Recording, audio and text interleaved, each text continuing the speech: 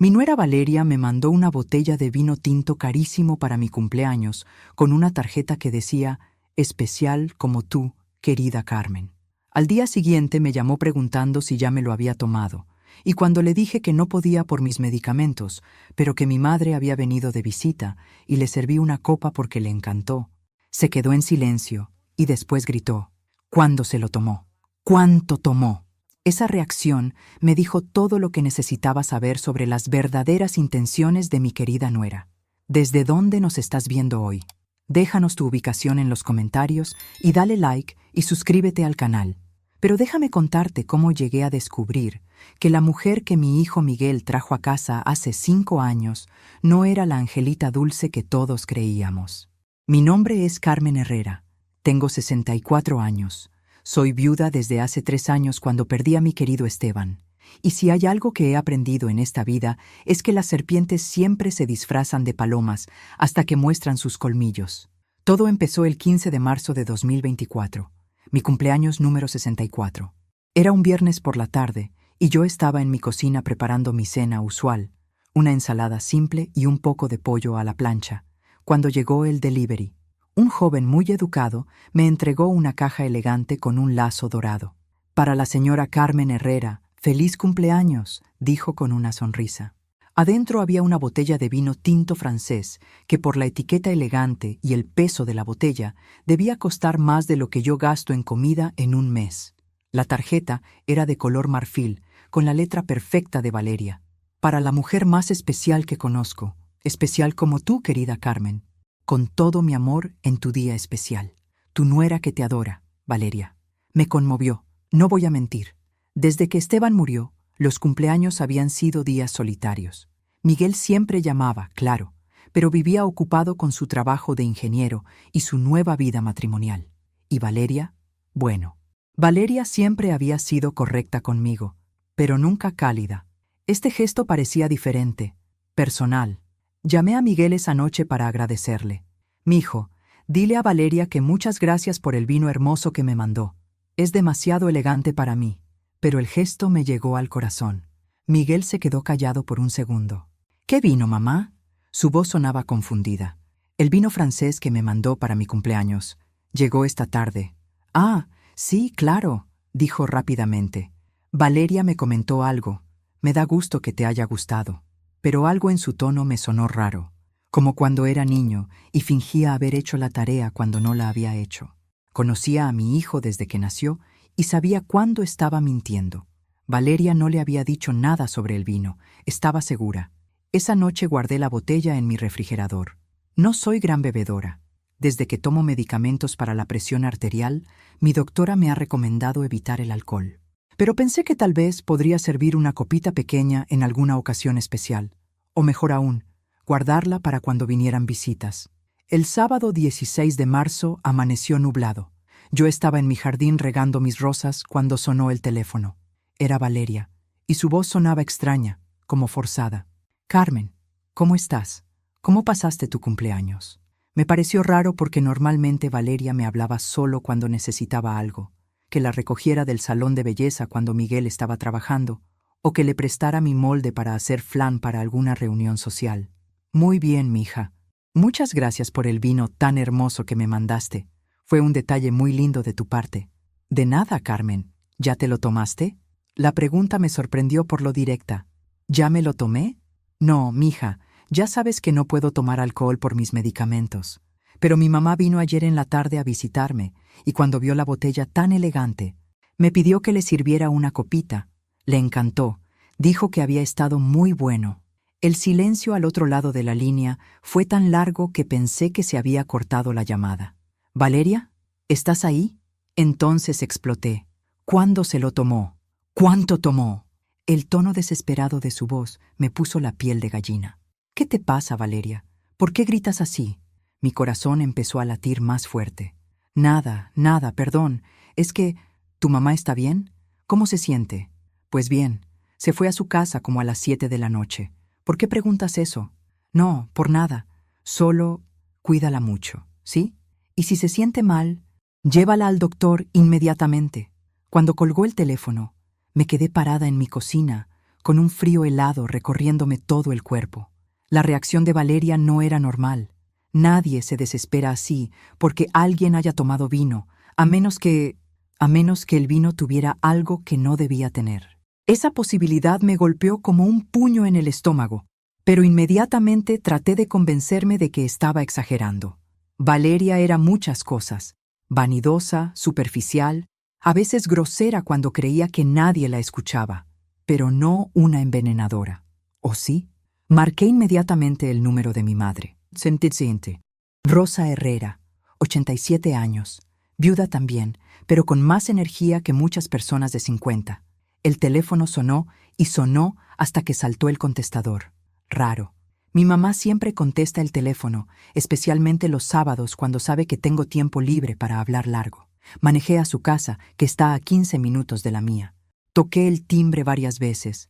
Nada. Usé mi llave de emergencia. ¡Mamá! ¡Mamá! ¡Soy Carmen! La encontré en su cama, despierta pero con cara de estar muy enferma. Tenía la piel gris y estaba sudando frío. «Mija, qué bueno que llegaste. Me siento muy mal desde anoche. Creo que algo me cayó mal. ¿Qué síntomas tienes?» «Ma, náuseas terribles, dolor de estómago muy fuerte y me duele mucho la cabeza. Y tengo como una sensación rara en la boca, como si hubiera comido algo amargo». Mi sangre se volvió hielo. Saqué mi celular y llamé a emergencias. En el camino al hospital, mientras la ambulancia corría con mi madre conectada a suero intravenoso, llamé al doctor Rodríguez, nuestro médico de familia desde hace 20 años. «Doctor, necesito preguntarle algo. Si alguien pusiera algo malo en una bebida, ¿qué síntomas tendría la persona?» «Carmen, ¿qué está pasando? ¿Estás bien?» «Es por mi mamá. Está en la ambulancia camino al hospital con síntomas muy raros. Y tengo una sospecha horrible». Le conté todo. El vino, la llamada de Valeria, su reacción desesperada. El doctor Rodríguez se quedó callado un momento. «Carmen, trae esa botella al hospital inmediatamente, y todo lo que haya sobrado del vino que tomó tu mamá. No toques nada con las manos desnudas. Usa guantes de cocina. Si tus sospechas son correctas, necesitamos analizar eso cuanto antes». En el hospital, mientras los doctores atendían a mi madre, yo esperaba en el pasillo con la botella de vino envuelta en una bolsa de plástico. El doctor Rodríguez llegó corriendo. «¿Cómo está Rosa?» «Estable, pero muy enferma. Sus síntomas son consistentes con envenenamiento. Ya mandé muestras de su sangre al laboratorio y ahora necesitamos analizar esto». Tomó la botella con cuidado. «Carmen, si lo que sospechas es cierto, estamos hablando de intento de asesinato. Necesitas llamar a la policía». Las palabras me pegaron como una bofetada. Mi propia nuera había tratado de asesinarme, y por poco mata a mi madre inocente en el proceso. Pero antes de llamar a la policía, necesitaba entender exactamente con qué estábamos lidiando. Mi mente, que años de viudez me habían enseñado a mantener fría en las crisis, empezó a trabajar rápidamente. Si Valeria había tratado de envenenarme, tenía que haber una razón. Y si había una razón lo suficientemente fuerte como para intentar matarme, entonces también tenía que haber evidencia de esa razón en algún lugar. «Doctor, ¿cuánto tiempo tardan los análisis?» «Para detectar sustancias comunes, unas 4 horas. Para venenos más sofisticados, hasta 24 horas. Necesito ese tiempo. No voy a llamar a la policía hasta saber exactamente qué tengo entre las manos». El doctor me miró con preocupación. «Carmen, si ella intentó envenenarte una vez, no va a tener una segunda oportunidad», lo interrumpí. «Pero tampoco voy a acusar a alguien de intento de asesinato sin estar completamente segura. Además, si voy a la policía ahora, Valeria va a tener tiempo de destruir cualquier evidencia que pueda existir. Necesito ser más inteligente que ella». Esa noche me quedé en el hospital con mi madre. Los doctores dijeron que estaría bien, pero que necesitaba observación por 48 horas para asegurarse de que no hubiera daño permanente en sus órganos. Mientras ella dormía, yo planificaba. Si Valeria había tratado de matarme, tenía que ser por dinero. En 5 años de matrimonio con Miguel, había demostrado ser obsesiva con las cosas materiales, siempre preguntando sobre mi casa, mis ahorros, lo que Esteban me había dejado. Miguel ganaba bien como ingeniero, pero Valeria gastaba más de lo que él ganaba. La había visto revisar mis cosas cuando pensaba que no estaba mirando, hacer preguntas sobre mis inversiones Incluso una vez la caché fotografiando documentos en mi estudio. Pero había algo más. Algo que había notado pero no había querido reconocer. En los últimos meses, Miguel había estado diferente conmigo, más distante, menos afectuoso, como si Valeria le hubiera estado metiendo ideas en la cabeza sobre mí.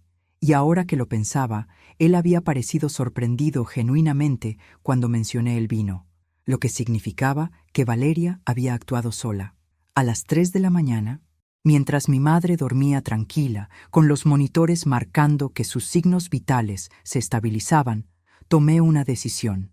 No iba a ser víctima de nadie. Y definitivamente no iba a dejar que una niñita manipuladora destruyera a mi familia y tratara de asesinarme en el proceso. El domingo por la mañana, después de que los doctores confirmaran que mi madre estaba fuera de peligro, manejé a casa de Miguel y Valeria. Necesitaba ver su reacción cuando supiera que mi madre había sobrevivido. Pero más importante, necesitaba buscar evidencia mientras ella estuviera desprevenida. Toqué el timbre a las 9:30 am, lo suficientemente temprano para que todavía estuvieran en casa, pero no tan temprano como para parecer sospechoso. Miguel abrió la puerta en pijama, con cara de sorpresa. «Mamá, ¿qué haces aquí tan temprano? ¿Todo bien?» «Hola, mijo. ¿Está Valeria? Necesito hablar con ustedes dos». Desde la cocina llegó la voz de Valeria. «¿Quién es, amor?» Cuando me vio, su cara se puso blanca como el papel. «Carmen, ¡qué sorpresa! ¿Cómo estás?» «Bueno, yo estoy bien, pero mi mamá tuvo que ir al hospital ayer en la noche». Valeria se agarró del respaldo de una silla. «¿Qué? ¿Qué le pasó?» Su actuación era bastante buena, pero yo había criado un hijo y sabía reconocer las mentiras. «Se intoxicó con algo que comió o bebió. Los doctores dicen que va a estar bien, pero fue muy feo. Vómitos, dolor de estómago terrible, deshidratación severa». Miguel se acercó inmediatamente. «¿Necesitas ayuda con algo, mamá? ¿Quieres que vaya al hospital?» «No, mijo, ya está estable. Solo venía a contarles y a pedirles un favor». Miré directamente a Valeria. «¿Te puedo pedir que me acompañes al hospital más tarde? Mi mamá preguntó por ti específicamente. Dijo que quería darte las gracias personalmente por el vino tan rico que tomó ayer». Si hubiera filmado la cara de Valeria en ese momento, habría sido evidencia suficiente para cualquier jurado. El terror puro que se apoderó de sus facciones fue tan obvio que hasta Miguel lo notó. «¿Estás bien, amor? Te ves muy pálida». Sí, solo me da mucha pena que la abuelita Rosa se haya enfermado. ¿Los doctores saben qué le causó la intoxicación?» «Todavía están investigando». Mentí suavemente. «Pero dijeron que debería mejorar en 1 o 2 días». Valeria se sentó pesadamente en una silla. «Claro, Carmen. Claro que te acompaño al hospital. ¿A qué hora? ¿Qué te parece a las 3? Así mi mamá ya habrá almorzado y estará más despierta». «Perfecto». Miguel se fue a bañar para ir al gimnasio. Su rutina de domingo religiosamente. Aproveché que Valeria estaba distraída fingiendo hacer café para examinar su comportamiento. Sus manos temblaban ligeramente, seguía mirando hacia la puerta como si quisiera escapar, y había una capa de sudor en su frente a pesar de que la casa estaba fresca. «Valeria, ¿te sientes bien? Te ves nerviosa». No, solo estoy preocupada por la abuelita Rosa. Es una señora tan dulce». «Sí, ella siempre te ha tenido mucho cariño. De hecho, ayer estuvo hablando de ti justo antes de que le sirviera el vino». Valeria dejó caer la cuchara que estaba usando para revolver el azúcar. «¿En serio? ¿Qué decía?» «Que le daba mucho gusto que Miguel hubiera encontrado una esposa tan especial». Usé la misma palabra que ella había puesto en la tarjeta, observando su reacción. «Ay, qué linda. Yo también la quiero mucho». Su voz sonaba forzada, como si estuviera leyendo un guión mal escrito. Cuando Miguel salió del baño, anuncié que me tenía que ir porque quería pasar por la farmacia a comprar algunas cosas para mi madre. «Nos vemos a las 3. Valeria, te mando mensaje con el número de cuarto cuando llegue al hospital». «Sí, ahí estaré». Pero yo no tenía intención de esperar hasta las 3. Tenía aproximadamente 2 horas mientras Miguel estaba en el gimnasio y Valeria estaba sola en la casa, probablemente entrando en pánico total. Era el momento perfecto para implementar la fase 2 de mi plan. Manejé a 3 cuadras de su casa y me estacioné donde pudiera ver cuando Miguel se fuera. A las 10:15 salió en su camioneta rumbo al gimnasio. Esperé 10 minutos más y luego regresé a la casa. Esta vez no toqué el timbre. Usé la llave que Miguel me había dado el año pasado para emergencias. Entré silenciosamente y escuché. Valeria estaba en el teléfono en su recámara, hablando en voz baja pero agitada. No, no funcionó. La vieja no se lo tomó. Su mamá sí, pero no se murió. No sé, está en el hospital pero va a estar bien. ¿Qué quieres que haga? No puedo intentarlo otra vez tan pronto. Sí, sé que necesitamos el dinero, pero si me agarran... Me acerqué más, grabando todo con mi celular. Mi querida nuera estaba hablando con un cómplice. No me cuelgues, seguía diciendo Valeria. Tengo que ir al hospital con ella a las 3. ¿Qué le digo a la abuelita si me pregunta algo? Está bien, voy a fingir que no sé nada. Pero Lorenzo, si esto sale mal, me vas a proteger, ¿verdad? Porque yo no voy a la cárcel por ti. Lorenzo. El único Lorenzo que conocíamos era Lorenzo Medina, el contador que había manejado las finanzas de Esteban y ahora manejaba las mías. Un hombre que tenía acceso completo a mis cuentas bancarias, mis inversiones, y sabía exactamente cuánto valía mi patrimonio. Mira, la vieja confía en mí completamente. Firma todo lo que le pongo enfrente sin leer. El plan va a funcionar. Solo necesitamos ser más cuidadosos. Sí, sé que ya gastaste parte del dinero. No, Miguel no sospecha nada. Él piensa que su mamá me adora. Mi sangre hervía, pero me obligué a mantener la calma y seguir grabando. Necesitaba toda la evidencia posible. ¿El testamento nuevo ya está listo? Perfecto. Después del funeral, Miguel va a heredar todo y yo lo manejo a él fácilmente. ¿Qué? No, no puede ser el mismo veneno otra vez. Los doctores ya tienen muestras. Tienes que conseguir algo diferente, algo que parezca natural, un ataque al corazón o algo así. Ya tenía suficiente. Me retiré silenciosamente de la casa y manejé directo a la estación de policía. Pero primero hice una parada en el despacho de mi abogado personal, el licenciado Hernández, que había sido amigo de Esteban durante 30 años. Carmen, ¿qué puedo hacer por ti un domingo? Roberto, necesito que me digas algo y necesito que seas completamente honesto conmigo. ¿Has tenido contacto recientemente con Lorenzo Medina sobre mis asuntos financieros? Su cara se puso seria inmediatamente. Carmen, siéntate. Sí, Lorenzo me contactó hace 2 semanas. Dijo que querías cambiar tu testamento, que querías asegúrate de que Miguel heredara todo directamente sin complicaciones, y que preferías manejarlo a través de él en lugar de traerlo directamente conmigo, porque no querías incomodarte con los detalles legales. ¿Y qué le dijiste? Le dije que eso me parecía raro porque tú siempre has querido estar involucrada en cada decisión legal, que necesitaba hablar contigo directamente antes de hacer cualquier cambio. ¿Y después? Me dijo que estabas pasando por una época emocional difícil, que la muerte de Esteban te había afectado más de lo que admitías y que Miguel y Valeria estaban preocupados por tu capacidad de tomar decisiones financieras importantes. El puzzle se estaba armando completamente. Lorenzo había estado preparando el terreno para que, después de mi muerte, cualquier cambio de última hora en mi testamento pareciera el resultado de mi incompetencia mental, no de fraude. Roberto, te voy a pedir algo muy importante.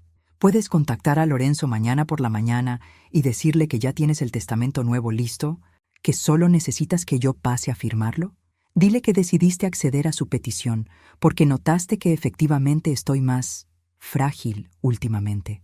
Carmen, ¿qué está pasando? Le conté todo. El vino, el envenenamiento de mi madre, la llamada que acababa de escuchar. Roberto palideció progresivamente mientras yo hablaba. Esto es intento de asesinato y fraude. Necesitas ir a la policía inmediatamente. Ya voy para allá, pero primero necesito que me hagas ese favor del testamento. Quiero que Lorenzo se sienta confiado, que piense que su plan está funcionando. Así será más fácil agarrarlo con las manos en la masa.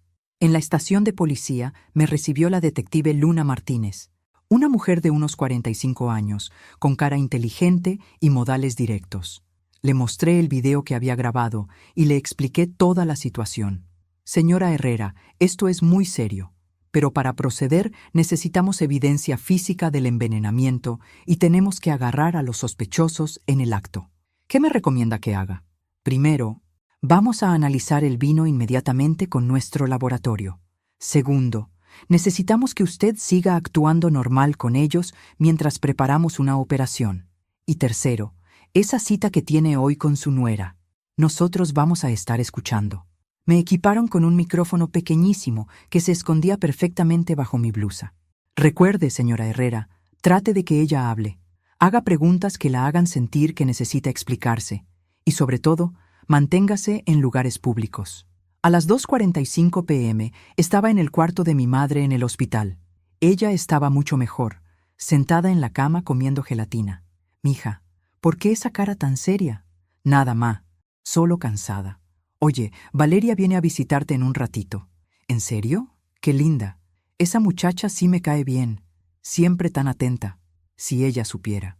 A las 3:10 llegó Valeria con un ramo de flores y una sonrisa que no le llegaba a los ojos. Abuelita Rosa, ¿cómo se siente? Mucho mejor, mija.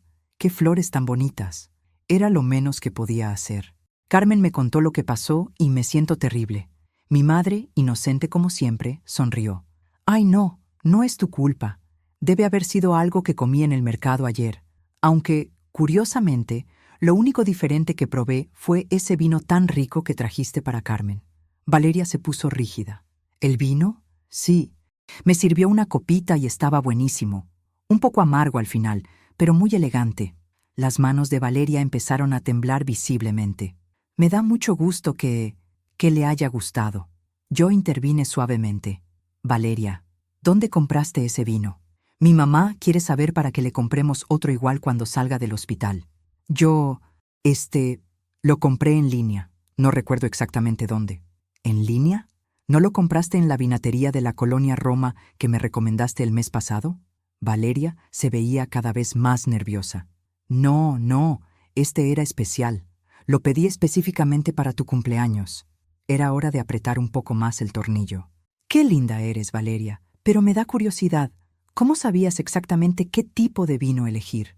Nunca habíamos hablado de mis gustos en vinos. Valeria se secó las manos sudorosas en su falda. Bueno, le pregunté a Miguel qué le gustaba a su papá, y pensé que tú tendrías gustos similares. Interesante, porque Esteban odiaba el vino tinto, solo tomaba vino blanco, y muy rara vez. Valeria se puso más pálida si eso era posible. Bueno, yo quería que probaras algo diferente. Mi madre, bendita sea, siguió ayudando sin saber.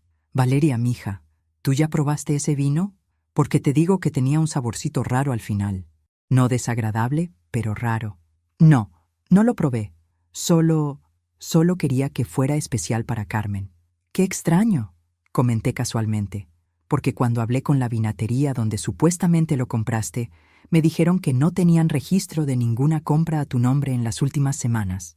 Era mentira, por supuesto, pero quería ver su reacción. Valeria se levantó bruscamente. ¿Sabes qué, Carmen? Me acabo de acordar que tengo una cita con el dentista. Se me había olvidado completamente. Pero si acabas de llegar, lo siento muchísimo, abuelita Rosa. Espero que se recupere pronto. Salió casi corriendo del cuarto. Yo la seguí al pasillo. Valeria, espera, ¿todo está bien? Te ves muy nerviosa. Se volteó hacia mí con los ojos llenos de lágrimas de pánico. Carmen, yo lo siento mucho, lo siento muchísimo. ¿Qué sientes, mija? Yo nunca quise que tu mamá saliera lastimada. Nunca. Eso no era parte del plan. Y ahí estaba. La confesión completa, grabada en alta definición. ¿Qué plan, Valeria? Pero ya se había dado cuenta de lo que había dicho. Nada. Estoy confundida por el estrés. Me tengo que ir.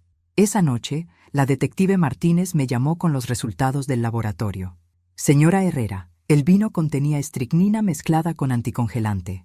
Una dosis letal para cualquier persona, pero especialmente peligrosa para alguien mayor o con problemas de salud. Su madre sobrevivió porque solo tomó una copa pequeña y porque la llevó al hospital rápidamente. ¿Y ahora qué sigue? Mañana arrestamos a Lorenzo Medina y a Valeria Santos. Tenemos suficiente evidencia con su grabación, las muestras del vino y la investigación que hicimos sobre las finanzas de Medina. Resulta que tiene deudas de juego por más de 200,000 pesos. ¿Y Miguel?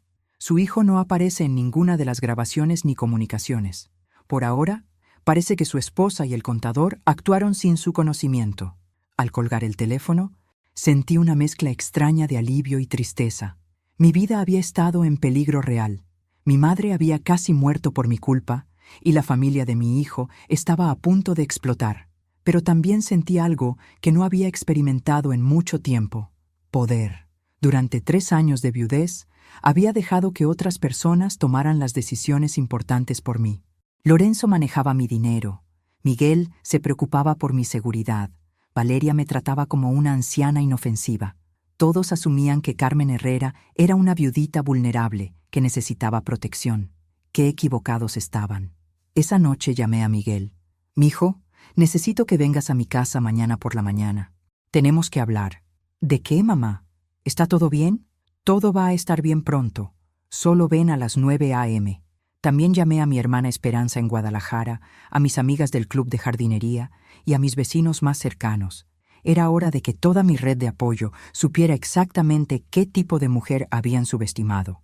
Porque resulta que Carmen Herrera no era la víctima perfecta que todos imaginaron. Era una sobreviviente. Y las sobrevivientes no se quedan calladas cuando alguien trata de asesinarlas. El martes por la mañana iba a ser muy interesante. El martes 19 de marzo a las 9 a.m. en punto, Miguel tocó el timbre de mi casa. Se veía cansado, preocupado, y tenía ojeras como si no hubiera dormido bien. «Buenos días, mamá. ¿De qué querías hablar?» Lo hice pasar y le serví café en la cocina, el mismo lugar donde había planeado cómo desenmascarar a su esposa asesina. «Mijo, siéntate. Lo que te voy a decir va a ser muy difícil de escuchar». Miguel se puso tenso inmediatamente. «¿Estás enferma? ¿Es algo grave?» «No estoy enferma, Miguel, pero alguien trató de matarme el viernes pasado». Su cara cambió por completo. «¿Qué? ¿Cómo que alguien trató de matarte?» «El vino que Valeria me mandó para mi cumpleaños estaba envenenado, con estricnina y anticongelante». Miguel se puso blanco como la pared. «Eso es imposible. Valeria nunca... Tiene que ser un error». «No es un error, mijo. Tengo las pruebas del laboratorio de la policía, y también tengo esto». Puse mi celular en la mesa y reproduje la grabación de Valeria hablando por teléfono con Lorenzo. A medida que la grabación avanzaba, Miguel se veía más y más devastado. Cuando terminó, se quedó en silencio por 1 minuto entero. Después dijo, con una voz que apenas reconocí: «¿Lorenzo Medina? ¿El contador de papá?» «Él mismo. Resulta que tiene deudas de juego enormes, y decidieron que mi muerte era la solución perfecta a sus problemas financieros». Miguel se paró y empezó a caminar en círculos por la cocina. «No puede ser cierto. Valeria me ama. Tenemos planes juntos. Queremos tener hijos. Mijo, Valeria no te ama a ti. Ama tu herencia. Y estaba dispuesta a matarme para conseguirla más rápido». El teléfono sonó. Era la detective Martínez. «Señora Herrera, acabamos de arrestar a Lorenzo Medina en su oficina. Encontramos evidencia adicional en su computadora. Correos electrónicos con Valeria planificando todo esto desde hace 3 meses. También encontramos el testamento falso que habían preparado. ¿Y Valeria? Vamos camino a su casa ahora mismo». Miguel me arrebató el teléfono. «Oficial, soy Miguel Herrera, el esposo de Valeria. ¿Qué está pasando exactamente?» La detective le explicó todo con paciencia profesional. Cuando colgó, Miguel se sentó en el suelo de la cocina y se puso a llorar. «Mamá, no sabía nada. Te juro por la memoria de mi papá que no sabía nada». «Lo sé, mijo. Si hubiera pensado que tú estabas involucrado, no estarías aquí tomando café conmigo». Me senté en el suelo junto a él y lo abracé como cuando era niño y se lastimaba jugando fútbol. ¿Cómo pude ser tan estúpido? ¿Cómo no vi quién era realmente? Porque estabas enamorado. Y cuando estamos enamorados, vemos lo que queremos ver, no lo que está ahí. ¿Qué voy a hacer ahora? «Ma, ahora vas a divorciarte de esa mujer, vas a cooperar completamente con la policía y vas a empezar tu vida otra vez». 1 hora después, Miguel y yo estábamos en la estación de policía dando nuestras declaraciones cuando trajeron a Valeria esposada. Cuando me vio, gritó: «¡Carmen, por favor! Dile que esto es un malentendido. Yo nunca te haría daño». Su actuación seguía siendo impresionante, pero ya no me engañaba. Miguel se acercó a ella. «Valeria, ya sabemos todo. Los correos con Lorenzo, el veneno, el testamento falso, todo». La máscara finalmente se cayó. «Miguel, tú no entiendes. Tu mamá tiene tanto dinero y lo desperdicia. Nosotros podríamos haber hecho tanto con esa herencia. ¿Matando a mi madre? Ella ya es vieja. Ya vivió su vida. Nosotros tenemos derecho a vivir la nuestra. Miguel se alejó de ella como si fuera radioactiva. No te conozco. Nunca te conocí realmente. Esa tarde, después de terminar con todas las declaraciones legales, Miguel y yo fuimos a visitar a mi madre al hospital. Ella ya estaba lista para irse a casa, y cuando le contamos lo que había pasado, su reacción fue típicamente práctica.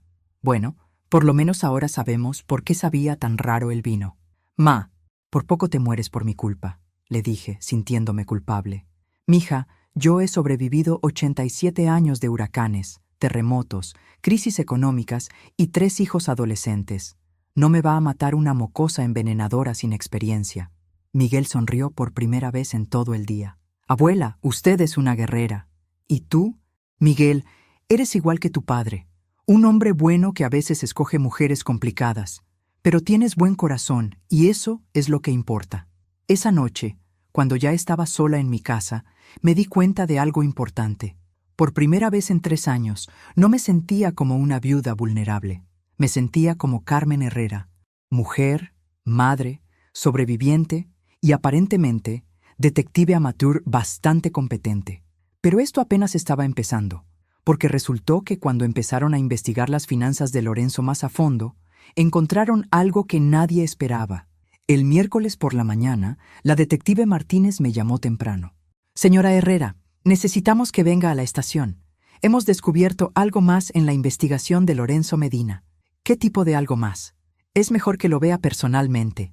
En la estación me esperaban la detective Martínez y un hombre mayor que se presentó como el investigador financiero Carlos Vega. Señora Herrera, cuando revisamos a fondo las cuentas que Lorenzo manejaba para usted, encontramos irregularidades que van más atrás del complot para envenenarla. Me mostraron una computadora con hojas de cálculo que me mararon la cabeza. ¿Qué significa todo esto? Lorenzo ha estado robándole dinero sistemáticamente durante los últimos 2 años. Pequeñas cantidades al principio, pero cada vez más grandes. En total, calculamos que le robó aproximadamente 150,000 pesos. Sentí como si me hubieran dado un golpe en el estómago. ¿150,000 pesos? Y eso es solo lo que hemos encontrado hasta ahora. Usaba técnicas muy sofisticadas, transferencias falsas, inversiones fantasma, comisiones infladas. Si no hubiéramos investigado por el caso del envenenamiento, probablemente nunca lo habríamos descubierto.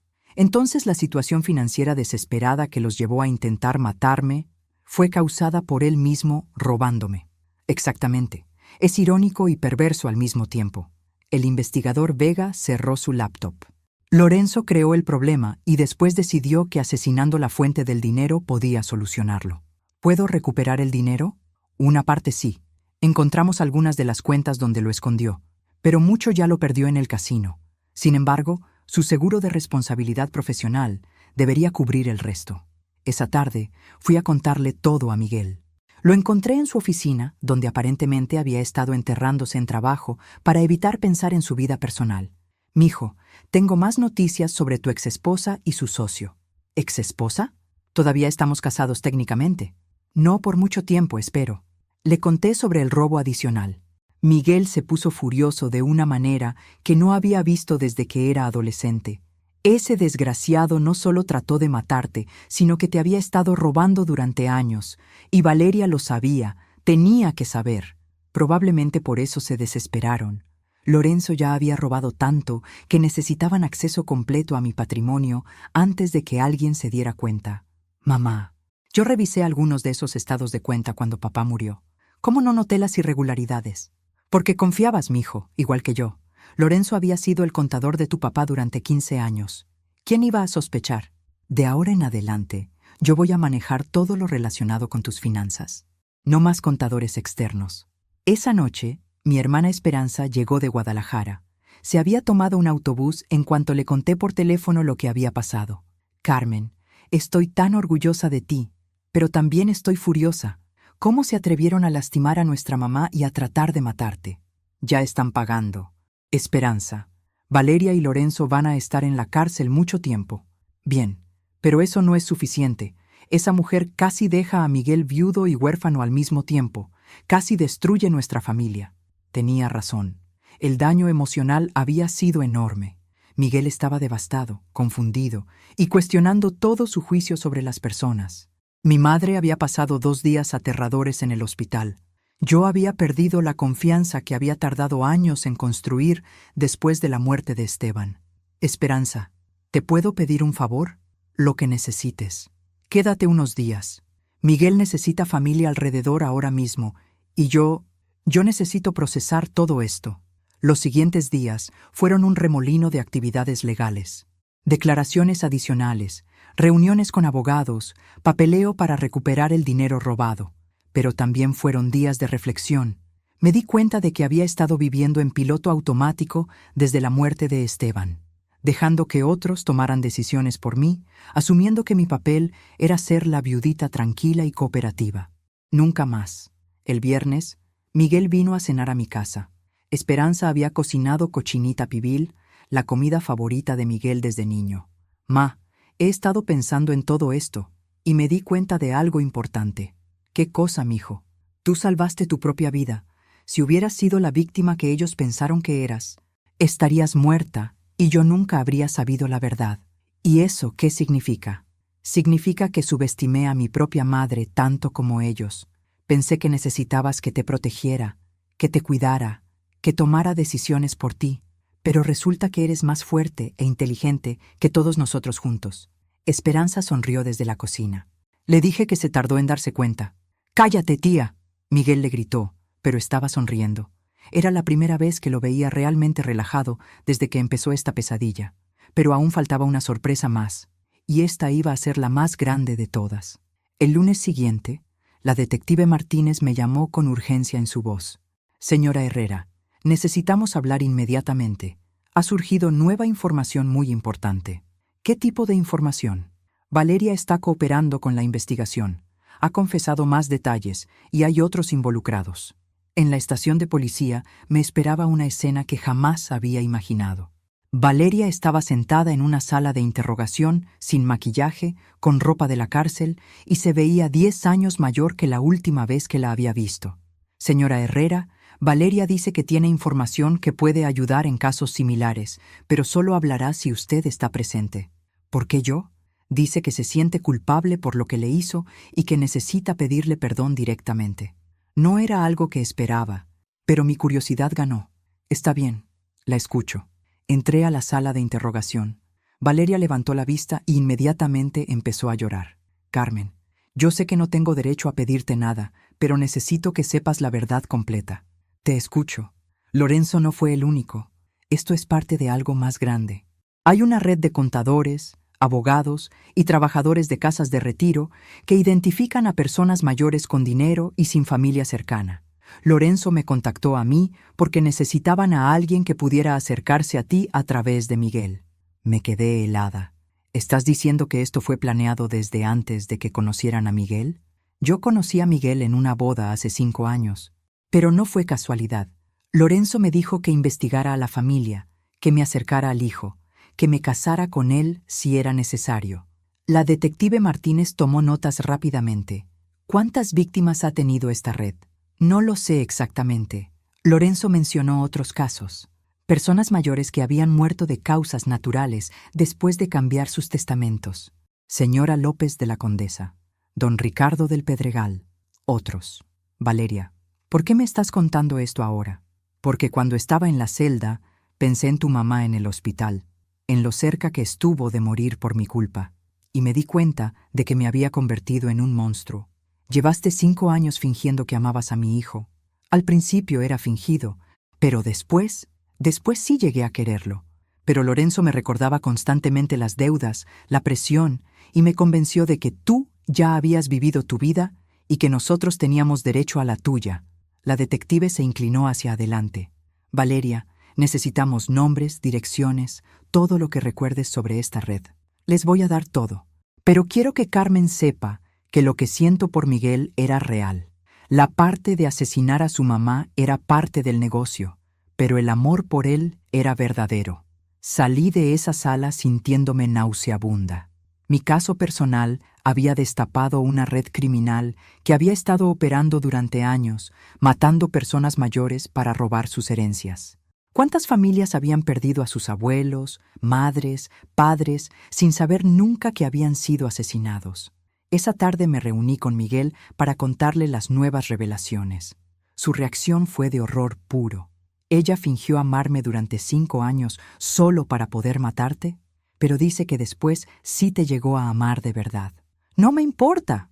Toda nuestra relación fue construida sobre una mentira. Mijo, sé que esto es horrible, pero piénsalo de esta manera. Tu matrimonio salvó mi vida. ¿Cómo? Si Lorenzo hubiera elegido a otra víctima sin familia o con familia menos unida, habría funcionado. Pero como me tenía a ti, y como tú eres buen hijo que se preocupa por su mamá, su plan falló. Miguel se quedó pensativo. Mamá, ¿cómo puedes estar tan calmada con todo esto? Porque ya no soy víctima, mijo. Ahora soy testigo, y voy a asegurarme de que esta red no le haga a ninguna otra familia lo que casi nos hace a nosotros. La investigación se expandió rápidamente. Con la información de Valeria, la policía arrestó a 3 contadores más, 2 abogados y un administrador de casa de retiro. Encontraron evidencia de al menos 8 casos sospechosos en los últimos 3 años. El fiscal me pidió que fuera testigo principal en el caso. Señora Herrera, su testimonio va a ser crucial para asegurar que todos estos criminales reciban las sentencias máximas. Cuenta conmigo, pero quiero algo a cambio. ¿Qué? Quiero estar presente en todos los juicios. Quiero ver sus caras cuando reciban sus sentencias. Porque resultó que Carmen Herrera no solo había sobrevivido a un intento de asesinato, había descubierto su propósito en la vida: asegurar justicia para las víctimas que no habían tenido la suerte de sobrevivir para contar su historia. 6 meses después, en septiembre de 2024, comenzaron los juicios. El día que testifiqué contra Lorenzo y Valeria, el juzgado estaba lleno. Familias de otras víctimas, reporteros, estudiantes de derecho y curiosos que habían seguido el caso en las noticias. Cuando subí al estrado, miré directamente a Lorenzo. El hombre que había manejado mis finanzas durante 2 años, que había compartido comidas en mi casa, que me había llamado Doña Carmen con respeto fingido, ahora se veía como lo que realmente era: un criminal barato con traje caro. El fiscal me pidió que narrara los eventos del 15 y 16 de marzo. Hablé claramente, sin dramatismo, solo los hechos. Pero cuando llegué a la parte donde encontré a mi madre en el hospital, mi voz se quebró ligeramente. Mi madre de 87 años casi murió porque este hombre decidió que mi dinero valía más que mi vida. El abogado defensor de Lorenzo trató de pintarme como una mujer confundida que había malinterpretado situaciones inocentes. Señora Herrera, ¿no es cierto que usted había expresado preocupaciones sobre su capacidad mental después de la muerte de su esposo? No, nunca expresé tales preocupaciones porque nunca las tuve. ¿Pero no es cierto que había hablado de sentirse abrumada por las responsabilidades financieras? Sí. Es cierto, pero hay una gran diferencia entre sentirse abrumada y estar mentalmente incapacitada. Una diferencia que Lorenzo explotó para justificar sus robos. El juez le pidió al abogado que siguiera adelante con su interrogatorio. Cuando testificó Valeria, no pude evitar sentir una pizca de lástima. Se veía destruida, genuinamente arrepentida, y cuando habló sobre Miguel, era obvio que el amor que sentía por él era real. Pero también era obvio que había elegido el dinero sobre la decencia humana. Valeria, dijo el fiscal, ¿comprende usted que su plan habría dejado huérfano a su esposo? Sí. ¿Y que habría privado a sus futuros hijos de conocer a su abuela paterna? Sí. ¿Y que le habría robado años de vida a una mujer que les había dado la bienvenida a su familia con amor? Sí. ¿Y aún así decidió proceder con el plan? Sí. Durante el descanso, Miguel se acercó a mí en el pasillo. Había estado presente en todo el juicio, aunque no era requerido. Mamá, ¿estás bien? Estoy perfecta, mijo. ¿Y tú? Es raro. Pensé que sería más difícil verla, pero ya no siento nada por ella. Es como si fuera una extraña. Eso es bueno. Significa que estás sanando. He estado pensando en algo. Después de que termine todo esto, ¿te gustaría viajar? Podríamos ir a España, conocer los pueblos de donde vino mi papá. Me encantaría, mijo. Pero primero tengo que terminar algo. Al día siguiente testificaron las familias de otras víctimas. Don Ricardo del Pedregal había sido un viudo de 78 años que murió súbitamente después de cambiar su testamento para dejarle todo a una sobrina que había aparecido en su vida 6 meses antes. La señora López había muerto de un ataque al corazón 2 semanas después de firmar documentos que dejaban su casa a su cuidador. Escuchar esos testimonios me llenó de una furia fría. Esta red había destruido familias completas, había robado años de vida a personas que habían trabajado toda su vida para tener seguridad en sus años dorados. Cuando llegó el momento de las sentencias, el juez fue severo. Esta corte ha visto evidencia de una conspiración cruel y calculada para explotar y asesinar a miembros vulnerables de nuestra comunidad. Las sentencias reflejarán la gravedad de estos crímenes. Lorenzo Medina, 25 años de prisión sin posibilidad de libertad condicional. Valeria Santos, 18 años de prisión. Los otros miembros de la red recibieron sentencias de entre 10 y 20 años. Cuando el juez dio el martillazo final, sentí algo que no había experimentado desde la muerte de Esteban: paz completa. Pero mi trabajo no había terminado. Después de los juicios, varias organizaciones me contactaron para dar charlas sobre abuso financiero a personas mayores. La primera fue en un centro comunitario en Polanco, donde había 50 personas de mi edad esperando escuchar mi historia.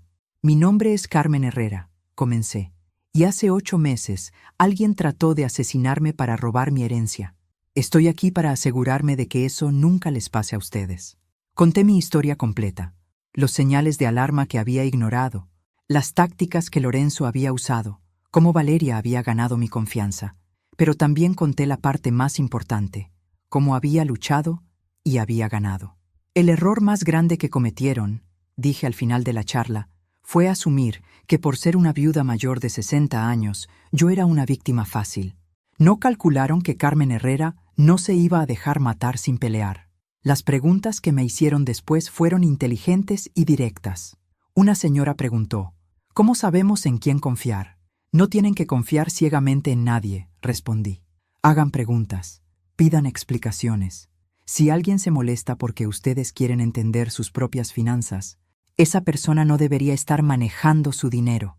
Otra mujer preguntó: ¿no teme por su seguridad? Lorenzo y Valeria están en prisión por mucho tiempo. Su red fue desmantelada, y ahora todo el mundo sabe mi historia. Sería muy difícil para alguien más hacerme daño sin que fuera obvio. Después de la charla, una reportera de Televisa me pidió una entrevista. Señora Herrera, ¿qué le diría a otras mujeres mayores que han perdido a sus esposos y se sienten vulnerables?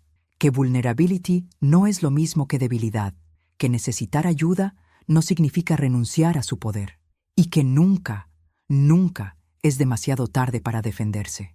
La entrevista se transmitió a nivel nacional. Mi teléfono no paró de sonar durante días. Mujeres contándome sus propias experiencias, pidiendo consejos, ofreciendo apoyo. Me di cuenta de que había encontrado mi nueva misión en la vida. Miguel y yo finalmente hicimos ese viaje a España en noviembre.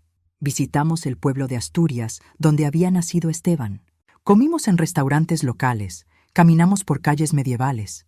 Una noche, cenando en Santiago de Compostela, Miguel me dijo: «Mamá, estoy orgulloso de ti». «¿Por qué, mijo?» «Por no haberte dejado vencer, por haber luchado, por haber convertido algo horrible en algo que ayuda a otras personas. Tu papá me enseñó a ser fuerte, pero la experiencia con Valeria me enseñó a usar esa fuerza. ¿Alguna vez la perdonarás?» «Ya la perdoné, Miguel, pero perdonar no significa olvidar o permitir. Significa que ya no cargo su veneno en mi corazón». Cuando regresamos a México, encontré un sobre en mi puerta.